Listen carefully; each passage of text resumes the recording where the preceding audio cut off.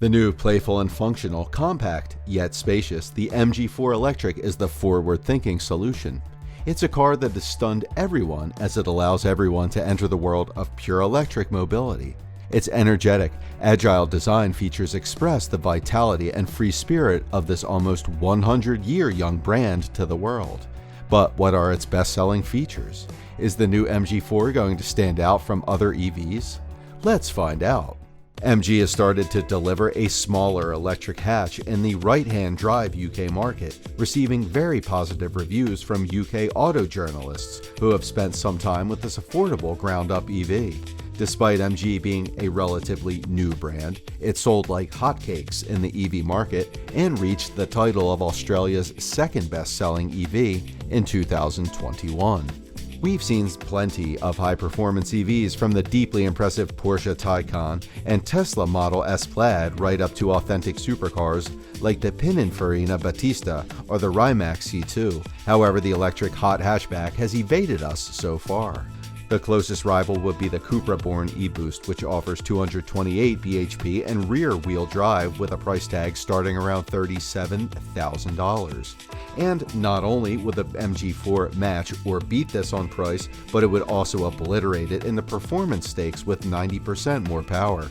It's still early days for the new MG4, which is still being revealed to media and dealers, and the first examples of the standard and long-range models hit dealerships in late September 2022.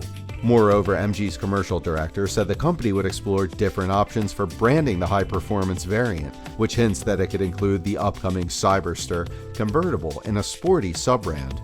Now, regardless of how it's branded, the new MG4 will undergo additional chassis tuning in the UK. MG's UK division in Longbridge tuned the standard and long-range models to make sure they're best suited to UK road, and the performance variant would follow suit. As for its range, well, the standard and long-range cars get 218 and 281 miles on a full charge, according to WLTP, while the extended range model targets a 329-mile range. The high-performance car should be paired with at least the mid-spec, long-range 64 kWh battery with a range of over 250 miles. The MSB architecture also allows for multiple batteries and motor configurations. Early versions of the upcoming MG4 EV include the SE Standard variant's range with a 51 kWh battery and 168 horsepower motor, or the SE and Trophy long-range versions with a 64 kWh battery and 201 horsepower motor. Both are rear-wheel drive and sport a 50-50 weight distribution, making them fun to drive. They're not as fast by EV standards, 7.7 seconds to 62 miles an hour for the standard range and 7.9 seconds for the more extended range, but the handling is excellent, and the EV torque means you can efficiently perform overtaking maneuvers. The two battery sizes provide a good amount of range. Also, the standard range goes up to 218 miles, while SE long range can manage a very healthy 281 miles. The Trophy version drops to 270. Interestingly, the standard range vehicle uses a lithium iron phosphate battery like the base Tesla Model 3 manufactured in China. This chemical is more tolerant to a 100% charge, so users will be able to use its entire battery range better. MG also promises two more drivetrain variants in the future.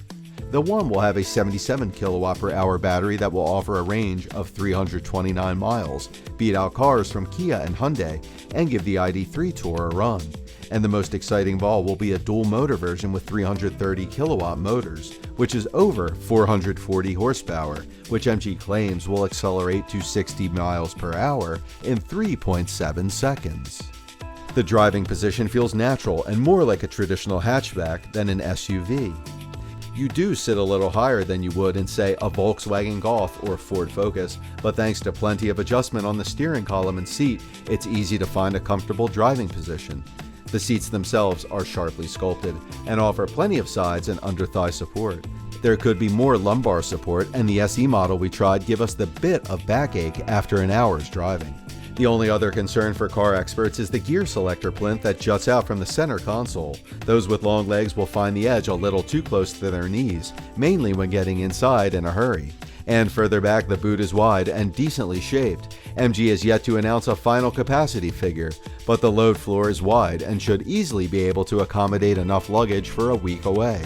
and don't expect a flat floor when you fold the seats. And there are areas where the cost cutting is evident when you open the tailgate too. Considering how much fun the MG4 EV is already in single motor form, all-wheel drive could make it a pocket performance classic, especially if MG can pull it off for less than $48,000. The car will come with a 64 kilowatt per hour battery and a range of around 250 miles. The previous MG cars were old-fashioned looking, both inside and out. The MG4 EV changes this with a more modern exterior look. The front is fierce, and the rear is sporty and angular, especially with the Trophy Edition's additional spoilers, though that's clearly why it has a slightly shorter range than the SE. The dials on the previous MGs have been replaced with a 7 inches digital display for instrumentation, and a larger 10.25-inch infotainment screen has been installed up front. The interior has likewise been modernized. Some of the materials used for the interior trim don't turn out to be of premium quality, however the overall look is uncluttered and contemporary. Thanks to the long wheelbase, this car has plenty of room for the driver and passengers. Adults can sit easily and comfortably in the back, with ample knee and headroom, even if they're 6 feet tall. The seats are comfortable enough for long trips, but only the driver's seat is electronically adjustable, and with only the trophy trim. It also lacks lumbar adjustment. Cargo space is only mediocre, though the base volume of the room is around 363 liters, or about 13 cubic feet, and is more than most subcompacts but less than the VW ID3 or Cupra Born. Sliding down the rear seats make most of the subcompact, which is about 1,177 liters, or about 42 cubic feet more than most, but again less than the Volkswagen Group options. The back luggage space is flat with the seats down, and there's no lip, so that makes it convenient. This is where the MG4 really excels. It will be priced between 24,000 miles for the standard range model with up to 217 miles of WLTP ability, and users will need to add $2,000 for the bigger battery. The top of the range trophy is $30,000 and only comes with the bigger battery. This will make it cheaper than Super Minis, but it has more space and equipment than cars like the Nissan Leaf. This car is a game changer for MG. It could be the electric car market in general. It could be better, but it is a well-priced family car that drives well and has a decent range and charging speeds. More than that, it will be available for $250 per month, which means that the total cost of ownership will be affordable for many family users. It does not even have a long waiting list, and yet with cars available within 2 months. MG reckons it will be Britain's second best-selling electric car right after the notorious Tesla Model 3, overtaking the Kia Niro EV. It certainly deserves to succeed. What are your thoughts on this? Let us know in the comments section down below. If you enjoyed today's video and found it interesting, then make sure to leave us a thumbs up. And do not forget to subscribe to our channel and click on the bell icon to be up to date with the most exciting content as soon as it's uploaded.